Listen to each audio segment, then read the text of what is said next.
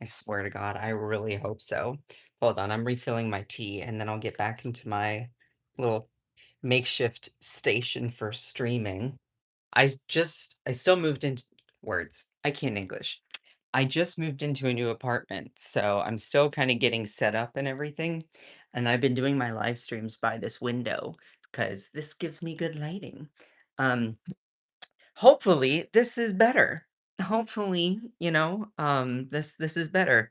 Yay, you can hear me now.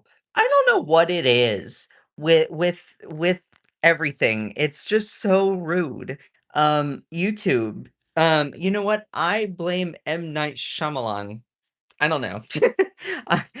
I gotta blame someone. I blame Karen. Actually, no. My mom just sent me a text. My mom's name is Karen. No, I blame Trump. There we go. That's better. I blame Trump. Um, Yay, you can hear me. Okay, perfect. Again, yes, I know I look super, super tan. I promise I did not go to the beach each, um, Nicki Minaj. But, uh, but no, it's just my makeup. And if you get uncomfortable with a guy wearing makeup, then I'm sorry. Are you really that much of an alpha if you get uncomfortable by someone's appearance? Anyway, hello and good morning. So today we're going to be talking about. Can hear you now. Great. Thank God. Um, so today we're going to be talking about Trump's biggest enemy of all, affordability. Oh no. Oh no. Also, do you like my mug? This is pretty gay. Sorry, I had to slur. Anyway, good morning.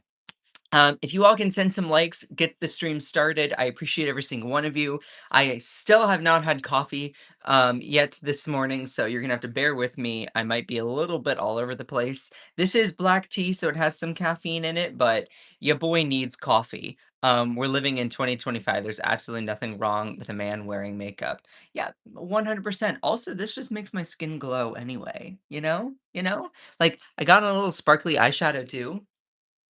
I call it my movie star makeup. That's what I call it. I call it my movie star makeup.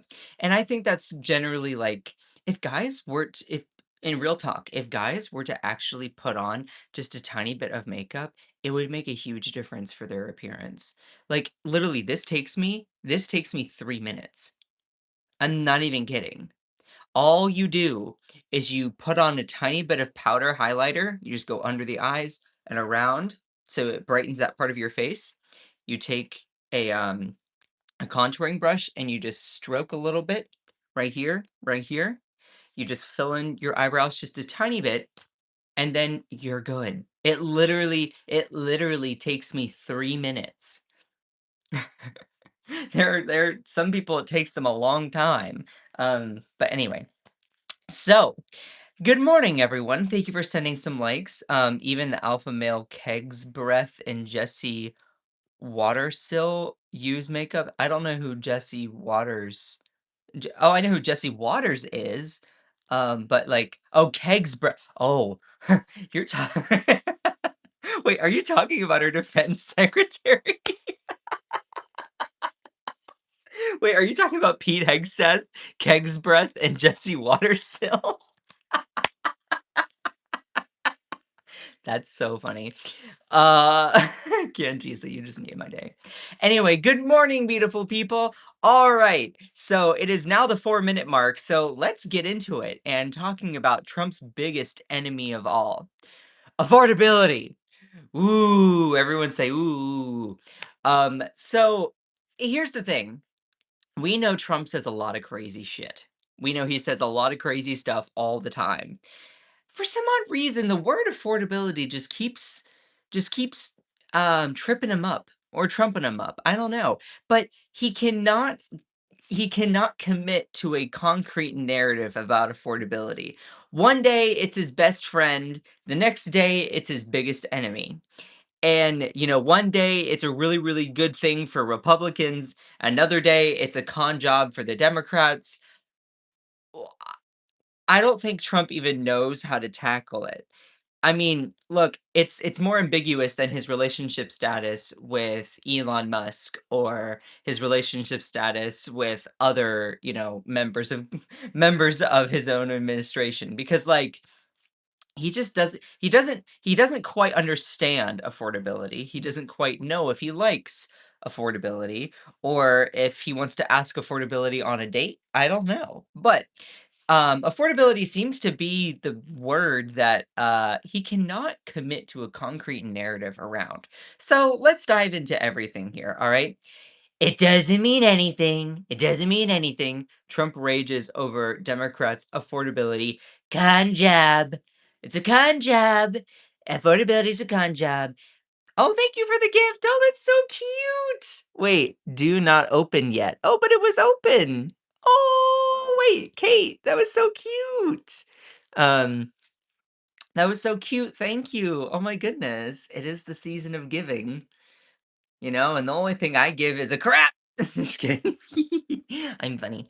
Good morning from Tennessee. Oh, hello. Oh, JD Couch Lover Vance uses makeup. Oh, 100%. But anyway, back to affordability. Um, Trump likes to call it a con job. Affordability, it's a con job. It is a con job. Listen, it's a con job, not a hand job, not a blow job. Not a black job. Remember when I said black jobs at the NABJ, the National Association of Black Journalists? I said black jobs. Black jobs. Remember when he said, "Oh, they're taking undocumented immigrants are taking away black jobs." Anyway, I thought that was so funny. Um, it doesn't mean anything. The con job, affordability is a con job by the Democrats.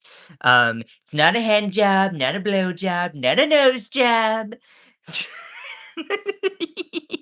um, but he said there's this fake narrative that the Democrats talk about affordability. They just say the word. They just say the word. It doesn't mean anything to anybody. Just say it. Affordability. AFFORDI.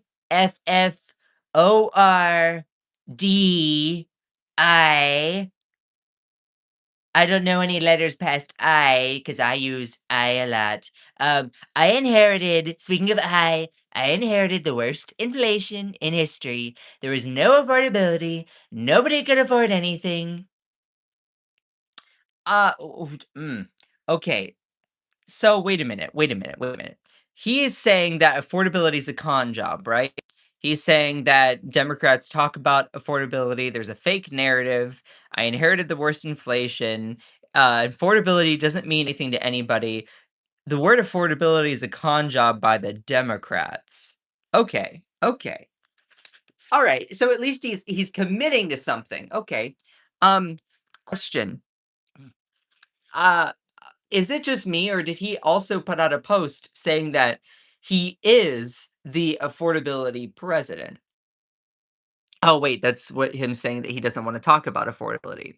Or that people are blaming him for the affordability crisis. Where was that post where he talked about saying that I am the affordability president? Ah, here we go. Um, a Truth Social post, God, says, I am the affordability president. I am, without a doubt. Okay, so wait a minute. You are the affordability president, but then affordability itself is a con job by the Democrats. So are you a con job by the Democrats? Are you yourself a figment of our imagination, a con job of the Democrats? Um, huh? So I truly don't understand. But then he says, I don't want to hear about the affordability. So you don't want to hear about you, the con job of the Democrats. Like, you see how you can just get lost in his non sequitur logic. This man has dementia. Like, he is not fit to be president. He cannot commit to a certain narrative. He just says whatever he wants on the day. He doesn't make any sense. If you try to logically follow being a Trump supporter, you will get lost within 5 minutes. You know why? Because being a Trump supporter means that you abandon all prior knowledge and you literally just follow what Trump says on the day. You're calling it Trump derangement syndrome. Listen, you have reality derangement syndrome. How do you follow Donald Trump's how do you follow his logic here?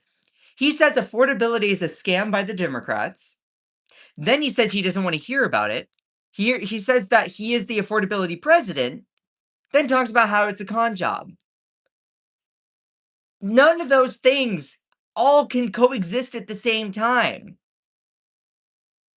Like it's the same way that you cannot be on the physical ground and also up in the air at the same time. There are things that cannot coexist like that together.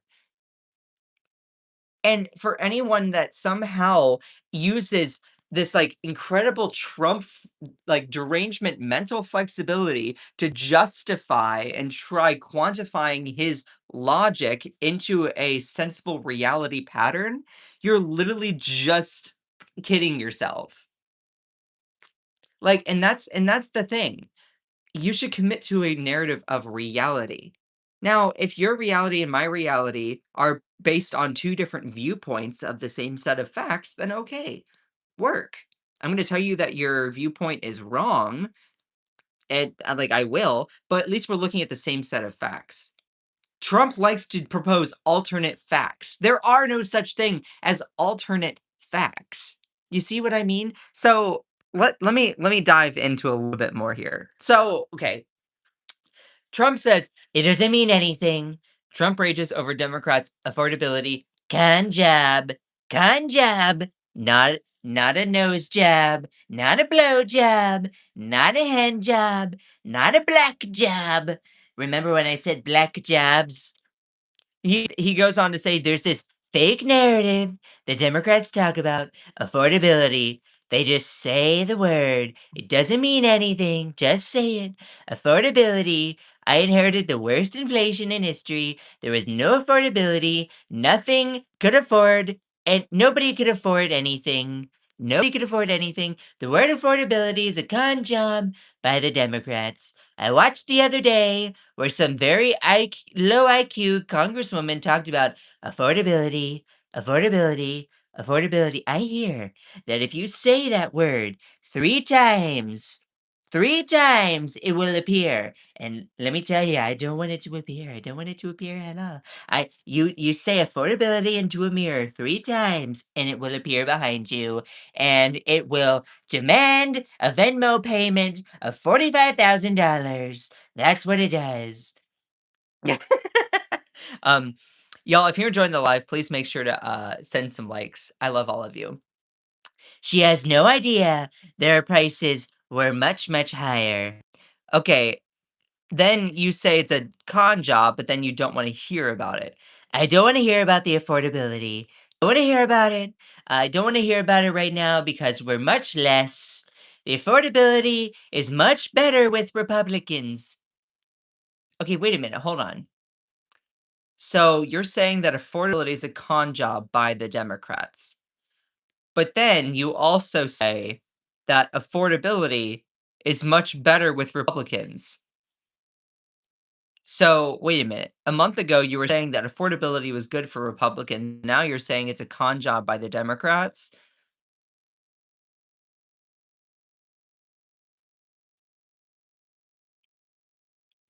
Look, if you are one of these MAGA people that have to jump through all of these mental gymnastics hoops trying to make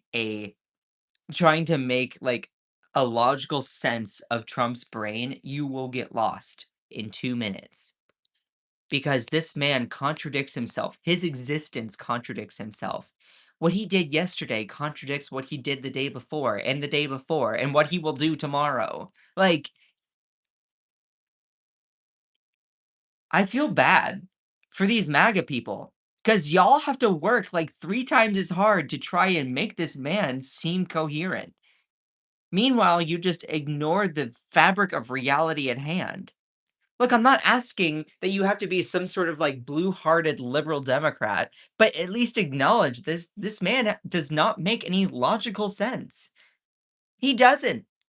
You like to also project onto other people, claiming, "Oh, it's Trump derangement syndrome, Trump derangement syndrome."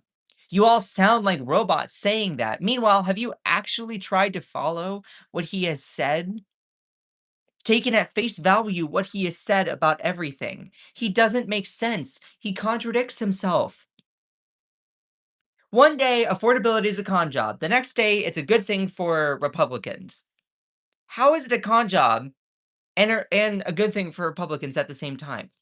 Y y and yet, you somehow think that we have some sort of derangement syndrome?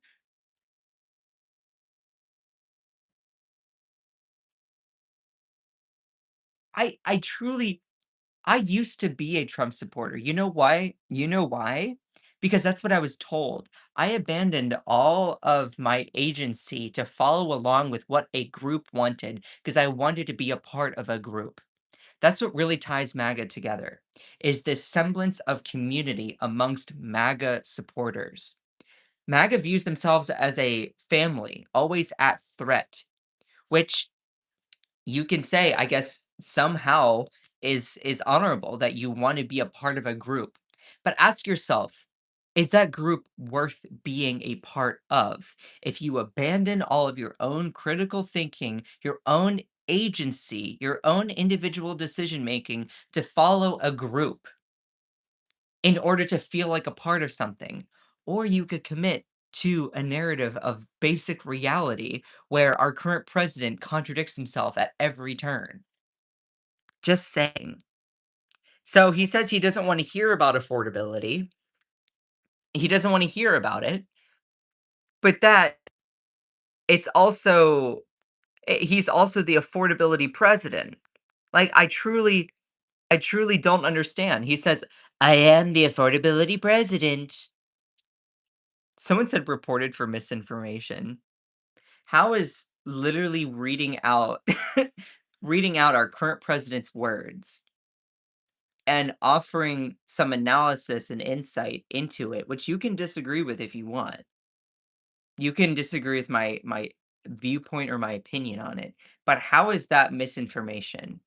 How is me reporting Trump's words, highlighting how it contradicts what he said previously, misinformation?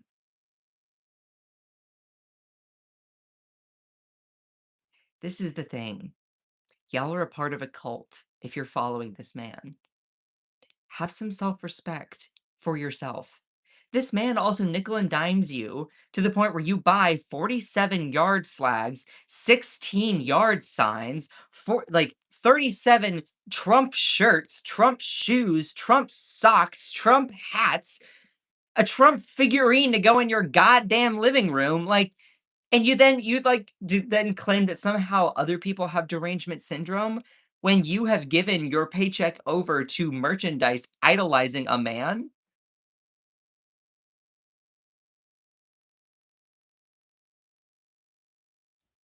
I just truly don't understand.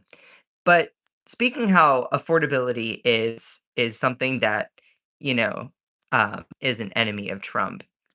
New Politico poll shows that Americans, even Republican voters, fun fact for anyone who doesn't know, GOP just means Republican. It's one of those silly things that's in news that they never explicitly actually like define.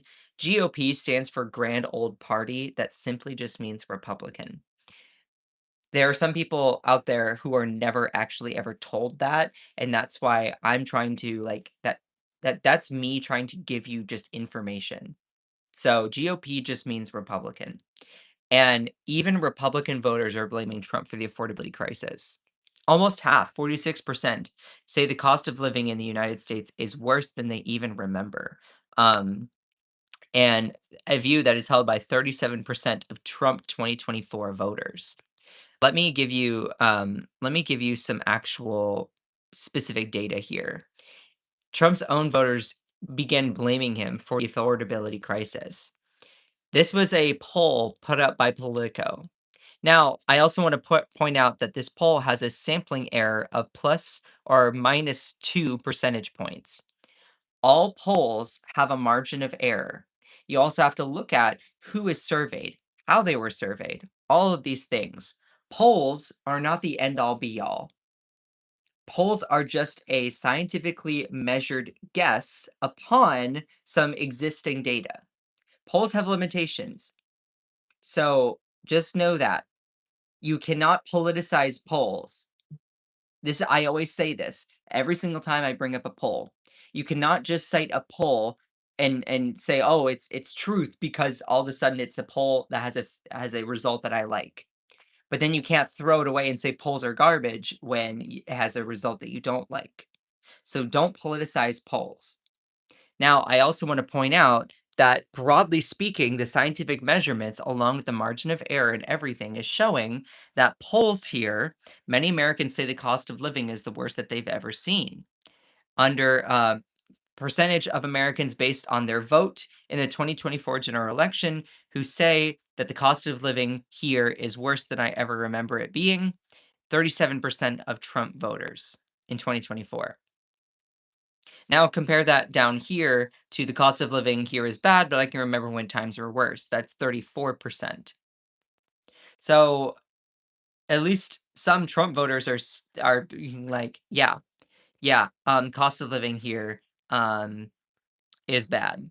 But what's really scary is like you can see even like a whole fourth of Trump voters are saying the cost of living here is not bad.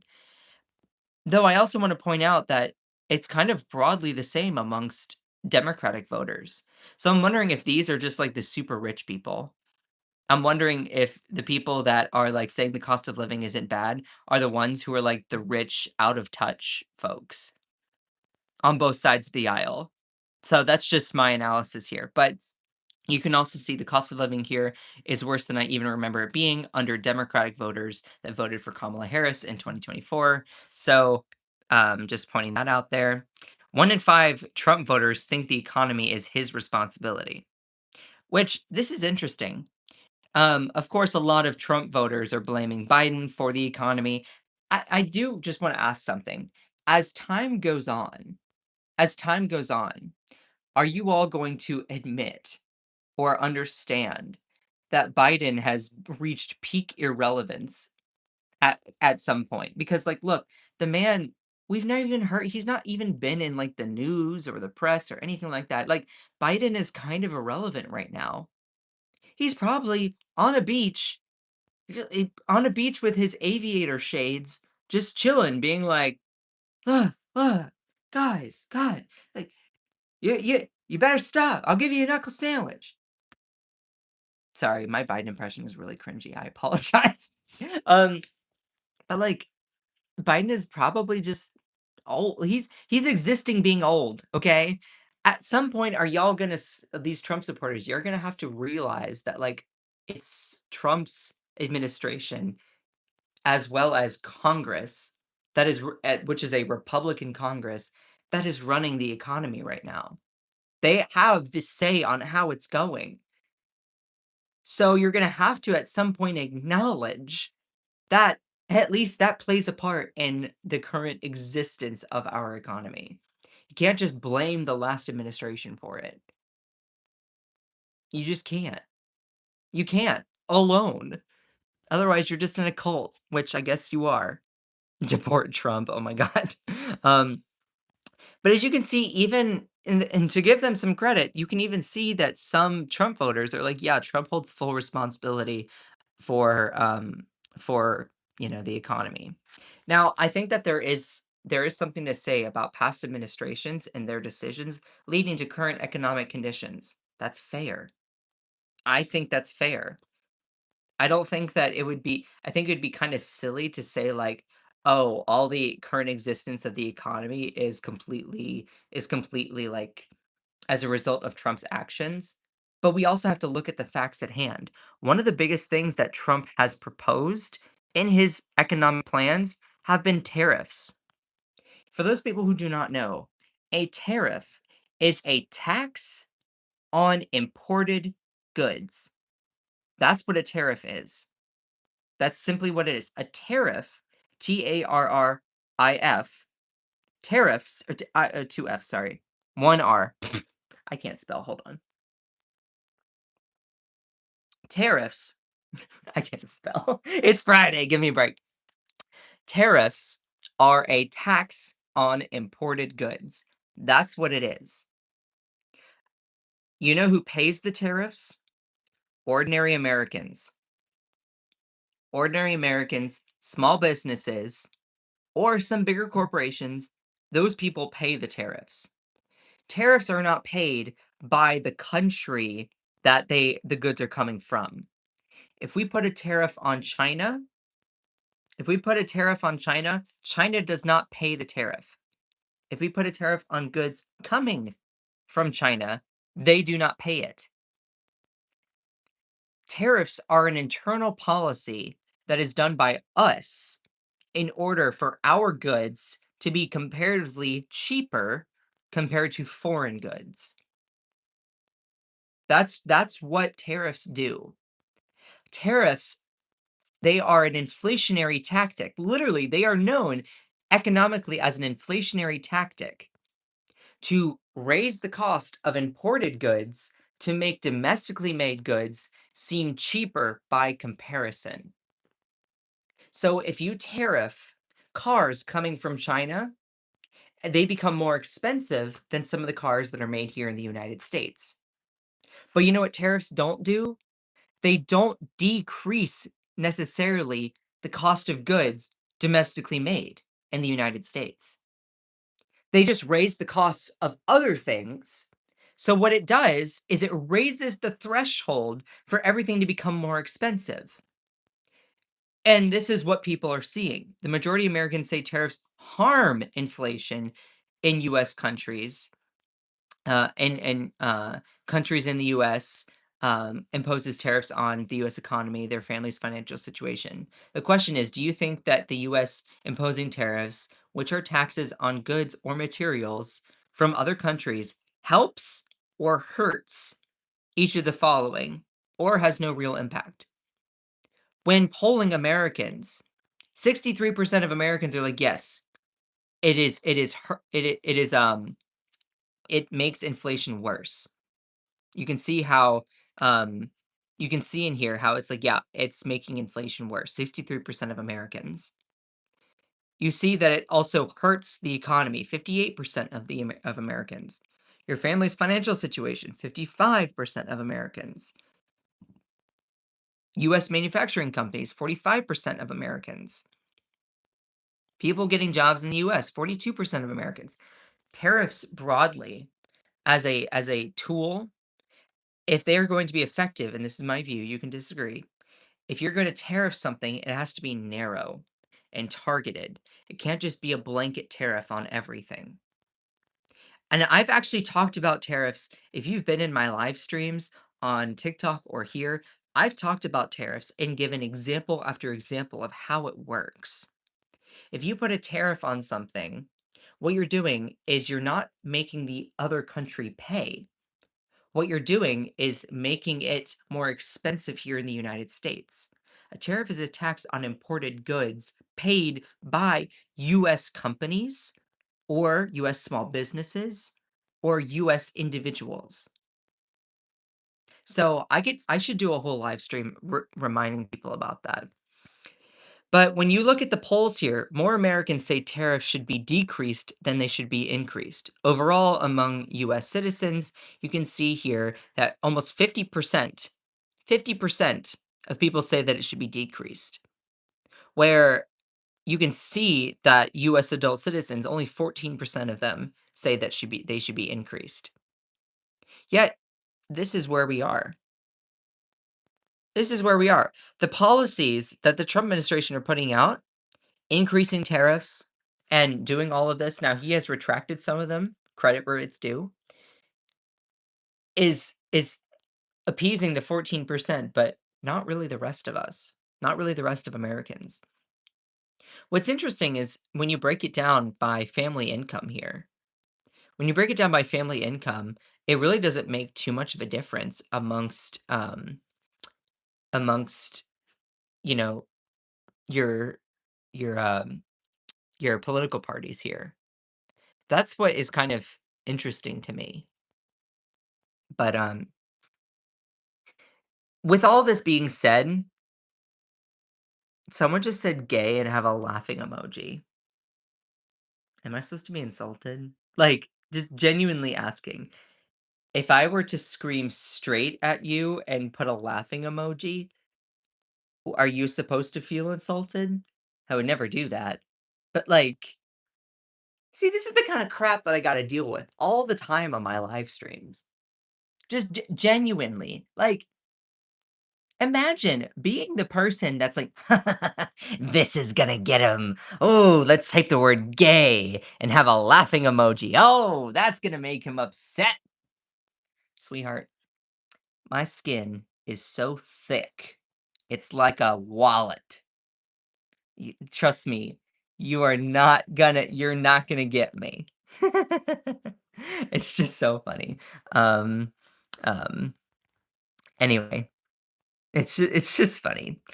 That all being said, when talking about tariffs literally are making affordability almost impossible in the United States because tariffs are an inflationary economic tactic that makes things more expensive.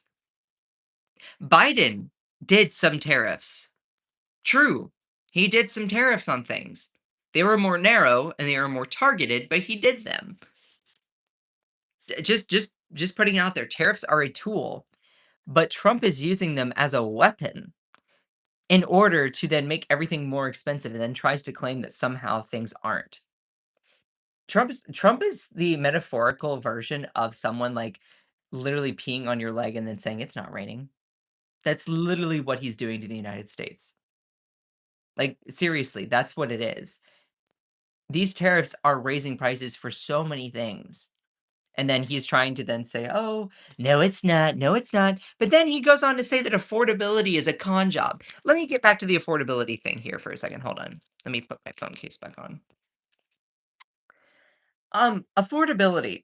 So while we're talking about tariffs and all that stuff, he says affordability is a con job by the Democrats. It's a con job by the Democrats. It's a con job. Not a nose job, not a blow job, not a black job, not a hen job, but it is a con job. So he is saying that obviously affordability in this way is a con job by the Democrats. But I also recall him saying that it was also that he is the affordability president. I am the affordability president. I am the affordability president. That was put out on November 29th, 2025 at 8:17 a.m. Eastern Standard Time. So, how many days would that have been? Um, so he says affordability is a con job on December 2nd, but on November 29th, he said that he was the affordability president. Does that make him the con job president by his own definition? Like, just genuinely, like, he says that affordability is a con job. Okay, take that as an existing thing. It's not, but Then he says he is the affordability president. So is he the con job president? Did you ever learn in school those proofs? I think that's what they called them, where you had to break down logical reasoning, where it was like x x plus y equals z, z plus x equals like you had to like go and do like proofs where you had to lay it out. So if he says that affordability is a con job, but that he is the affordability president, then that means that he is the con job president by his own damn definition. But then he also says that he doesn't want to talk about affordability. I don't want to hear about it. So you don't want to hear about you as the con job president. Look, I'm just taking him at face value. I'm just taking him at face value. If you're a Trump supporter and you're trying to follow this, how does that all make sense? It doesn't. Because guess what? You're in a cult if you continue to support this buffoon. Someone says, "Wow, you were having a meltdown." Sweetheart, does it look like I'm having a meltdown? So I love the projection that is in the chat. I just I love it. I love it. You all cannot acknowledge information that goes against your pre-existing conditions, pre-existing beliefs. I'm just trying to make logical sense of what Trump is saying, which is a fool's errand. But what's also funny is some people's responses to this. The word affordability, it's a Democrat scam. So that was on December 2nd. It's a Democrat scam. So keep going, Grandpa. You're doing great. Uh, Grocery prices no longer matter. I am the affordability president. I don't want to hear about affordability. Like, I don't understand it. I don't understand it. What is so funny is I actually I actually even was, like, asking Grok. I was like, I inquired about something. Is affordability a made-up term, a con job, or something else? And it literally came back with, like, "Affordability is not a made-up term. It's a long-standing economic and policy concept referring to the ability of individuals and households to pay for essentials like housing, food, healthcare, and transportation without undue financial strain." It's just funny because Trump is saying that affordability is a scam. Okay, he literally says the word affordability, it's a Democrat scam, and he also calls it a con job. But then, like, we know that just that's not possible. It's just funny. Look, look, if you're one of those Trump supporters, I would have so much respect for you if you just abandon that man. He doesn't make any sense. How are you supposed to follow someone that says affordability is a con job and a scam? How? How are you how? And here's the thing, you know what really keeps Trump supporters going? You know what really keeps them going? They don't care about policy. They don't care about how it affects their lives. What they care about is liberal tears. That's what they really care about. That's what motivates them. They don't care if they become poor. They don't care if their families get torn apart. They don't care. What they care about is liberal tears, and they prove it here in the chat. And you say, "Well, why do you do these live streams and talk about this kind of stuff? Aren't you maybe giving them a little bit of what they want?" Maybe. But the thing is, if you are basing your entire model, your opinion, your political agency around making someone else be upset, then ask yourself, what are you doing?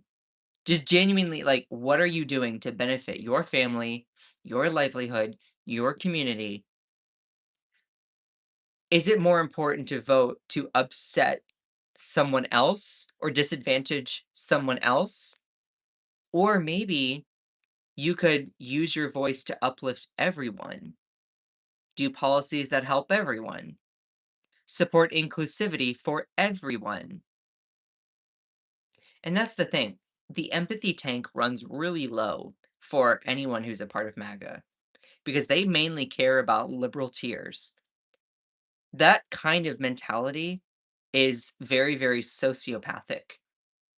They don't care, they don't have empathy.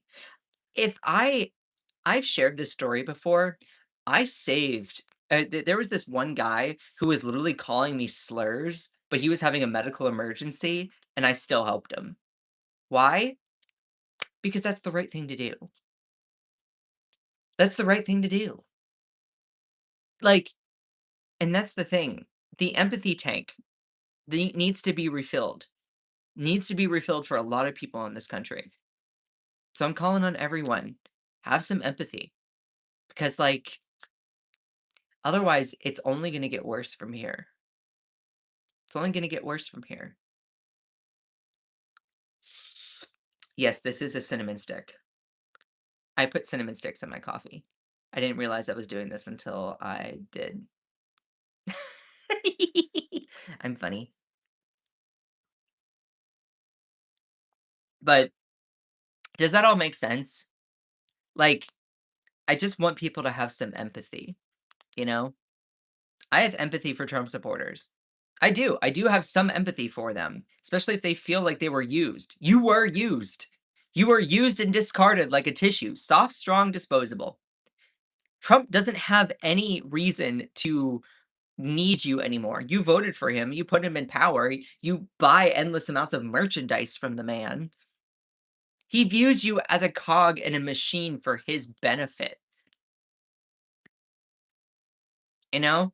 Um, it's just it's sad because,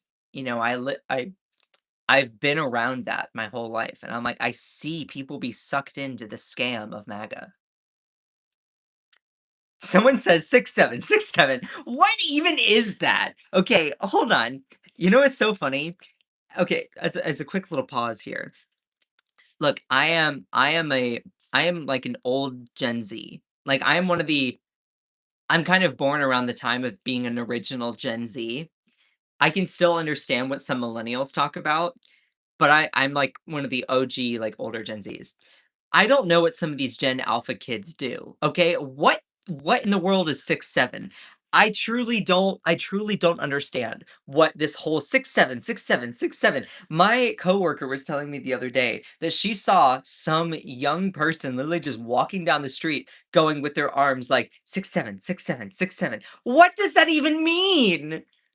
What are they doing? Like a lot of young people, we grew up with the internet.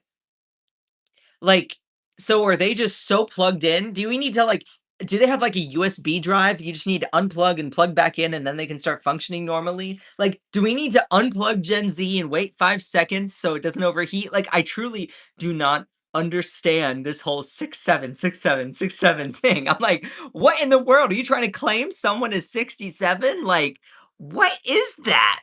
What is that? No one knows. It started as referring to a baseball player's height, but now it's just 6'7".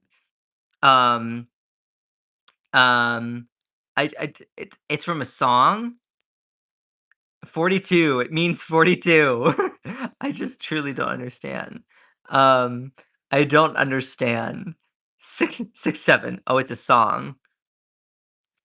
I okay, gotcha. I just was like, what in the world is this 6'7" thing? Um, Scott is not dividing us.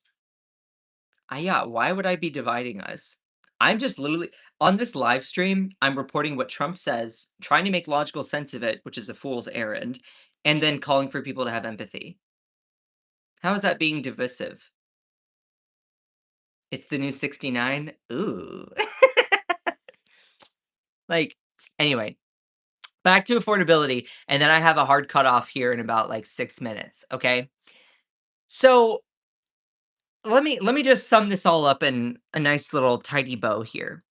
So, Trump says that affordability is a con job. It's a con job. It's a con job, not a nose job, not a hand job, not a blow job, not a black job. It's a con job. But then he says that affordability, he is the affordability president. I am the affordability president. So then he also goes on to say that I don't want to hear about the affordability. The affordability is much better with Republicans. I don't want to hear about the affordability because right now we're much less affordable. I guess that can make sense. The word affordability is a con job by the Democrats. I watched the other day where some very low IQ congresswoman talked about affordability, affordability, affordability. She had no idea the prices were much higher. how does this all make sense? I truly like, it's a con job. Okay, I he says it's a con job. Affordability is a con job. It's not, just objectively speaking, affordability is economic measure. It's a longstanding economic and policy concept referring to the ability of individuals and households to pay for essentials like housing, healthcare, transportation without undue financial strain. But let's just take for instance, throw reality out the window. It's a con job. It's a con job. But that Trump is also the affordability president. So, by that logical sequence, affordability is a con job. Trump is the affordability president. Trump is a con job by his own definition that he also doesn't want to hear about. I don't want to hear about the affordability. You don't want to hear about you being the con job as president. I mean, I guess that makes sense. You see what kind of mental knot you can try to tie yourself into if you're a Trump supporter? It doesn't make any sense. It doesn't make any sense. How can affordability be a scam, but then also affordability is a hoax started by the Democrats, but then he also claims that affordability is good for Republicans. Like, there was no affordability. No one could afford anything. The affordability is much better with the Republicans. But affordability is a scam. By his own words.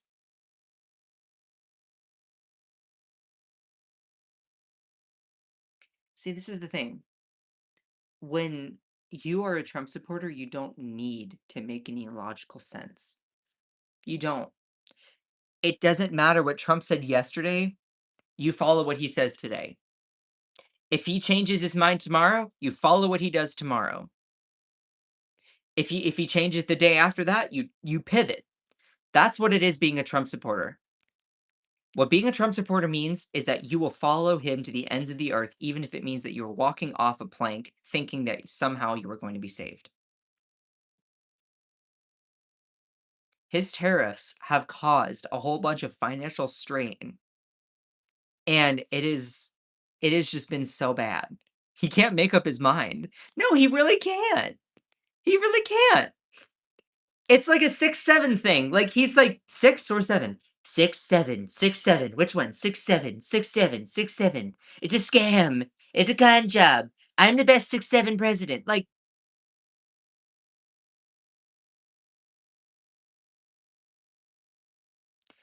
this is when I just say, God damn.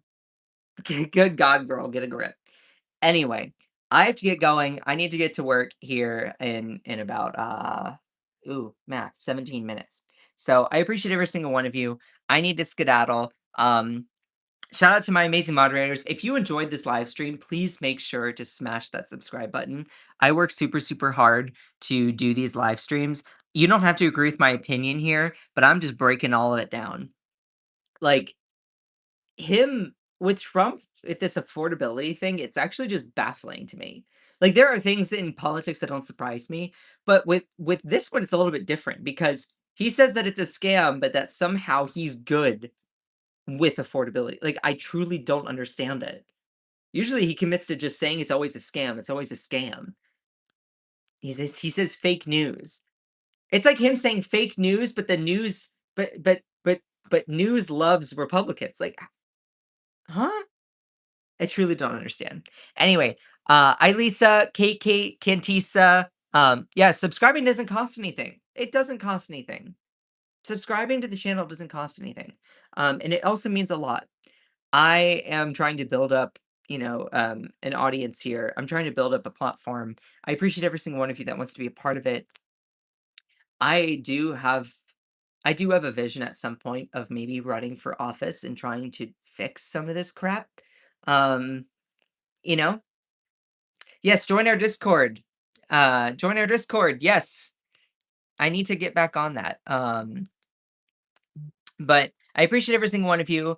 I need to get to work. It's now my hard cutoff. So, shout out to all of my moderators, Ilisa, Cantisa, Kate, Akicha, Ellie, I love you all, Jenny, Cherie, y'all are incredible.